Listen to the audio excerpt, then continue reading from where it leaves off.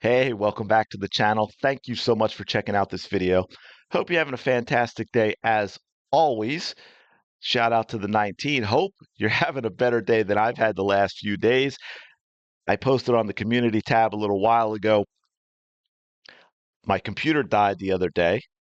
Hopefully you noticed that you didn't see a video the last couple days because I think since I started posting videos regularly, end of May. I don't think I missed a day where I didn't get at least one video out, but computer died, just, doesn't even turn on anymore. So I had to scramble and go find a computer that was good enough to do what I needed to do, had enough computing power without breaking the bank.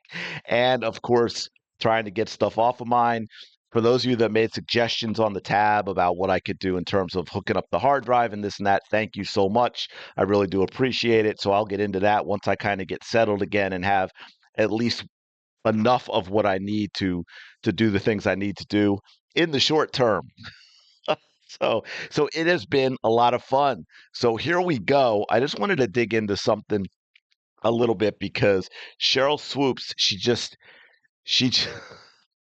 she just cannot come out and say something entirely positive about Caitlin Clark. So I thought, you know what? It's been a rough few days. I'm going to start with something easy. Let's go back to Sheryl Swoopes and just have a little conversation about some of the things that she said recently about Caitlin Clark and Rookie of the Year. As you can see, Sheryl Swoopes forced into U-turn after picking Angel Reese over Caitlin Clark. Now, she has said, for those of you that were paying attention to when the Rookie of the Year was announced finally, and Caitlin Clark got 66 of 67 votes for the incredible Rookie of the Year that she had, where she finished fourth in MVP voting and made all WNBA first team. I shouldn't say someone else, someone actually gave a vote to Angel Reese for Rookie of the Year instead of the Indiana Fever superstar, who ended up averaging 19.2 points, a league high, yes, a league high 8.4 assists per game, as well as 5.7 rebounds per game. The triple doubles, you know the whole deal. I'm not going to run through all her accomplishments. They say here after breaking 11 league records in the process. So I don't know what they're breaking that down to in terms of what are official records, and because there are a lot of those records where she's like first to 200 points and 100 rebounds and or 100 assists and 50 rebounds and all that type of stuff. But there's been a lot of records. And then when it came out that she only got 66 or 67 votes, you had people coming out and saying, "Hey, I voted for Caitlin Clark, wasn't me."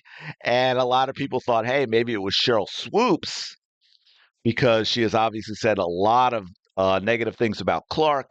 She lied repeatedly, as we've been over a few times, about Clark's college career and on and on. And she did say recently that she would have been forced into a U-turn, because she did say that she would have been forced after the Olympic break into a U-turn in terms of Rookie of the Year being Caitlin Clark, and that she did that when she revealed, of course, that she does not vote. Now, is that true?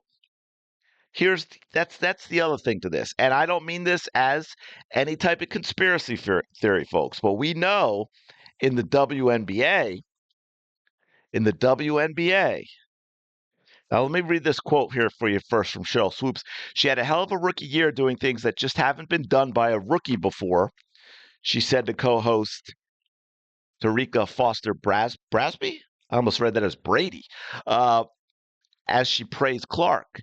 But I hate to disappoint the people. You all cannot blame this one on me. I don't get a vote. I've never had a vote in any of the awards. Now, the next part of the quote's really interesting too. But to that point, for a lot of people, again, not a conspiracy theorist here, not a conspiracy theory, not putting it out like that, but just a question.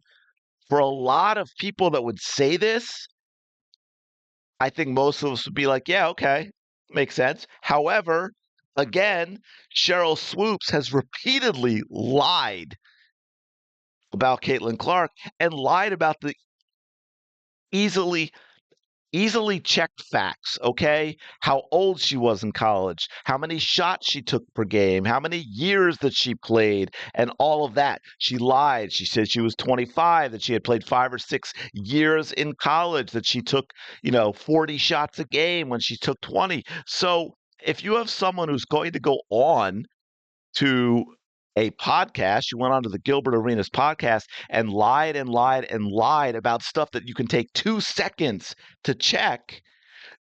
Do you really put it past her to lie about whether or not she even had a vote?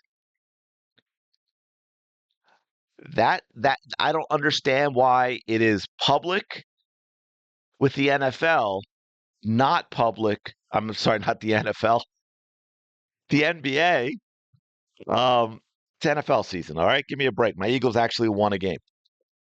So I don't know why it's public with the NBA and not public with the WNBA. That's kind of a little bit ridiculous. But then she went on to say, I'll also say this. If Rakia Jackson had gotten more playing time at the beginning of the season, Rakia Jackson would be in this conversation, but I digress. I thought at one point Angel Reese had my Rookie of the Year vote because she set the double-double record, and for a rookie, that is impressive. Oh, folks. She's one of the biggest bodies in the league. We know a bunch of the stuff from the record was fake, right? We've talked about that, how, the Lynx fouled her to let her extend it to the foul line, did it again against the Atlanta Dream. I think she was credited for a rebound where she caught the ball out of bounds and so on and so forth. So, I mean, set aside the fact that a big bodied post player like that getting a double double with rebounds is really nothing. Like it's so unbelievably common that other than you could say that's a solid game, it's not it's not what they have made it out to be. But of course that was all they had when they really desperately did not want Caitlin Clark to be Rookie of the Year. Now this Rakia Jackson thing, folks, as we all know, and I've said repeatedly too, Rakia Jackson, heck of a player, came on really strong at the end of the year. I said, hey, she would have my vote ahead of Angel Reese. But to Sheryl Swoopes' point, Rakia Jackson, I think she was starting by game 6 of a 40-game season, okay? It wasn't like she was riding the bench for 15 or 20 games, folks. Let's not let Sheryl Swoopes rewrite history with regard to Rakia Jackson.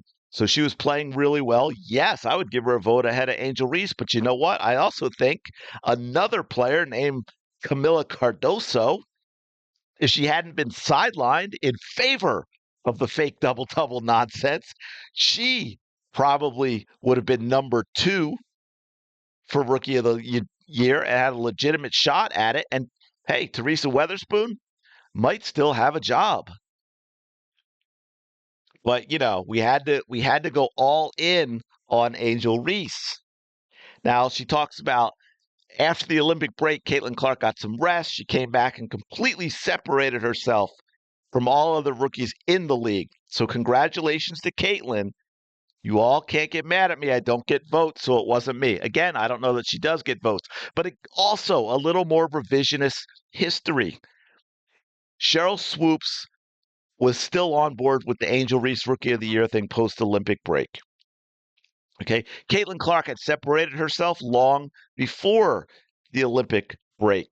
And let's not forget, on this very podcast they're talking about, an official WNBA podcast, after the Olympic break, when the Fever were rolling, I think it was maybe 2 or 3 games after the Olympic break, Sheryl Swoopes, in a conversation about how well the Indiana Fever were playing, couldn't even mention Caitlin Clark.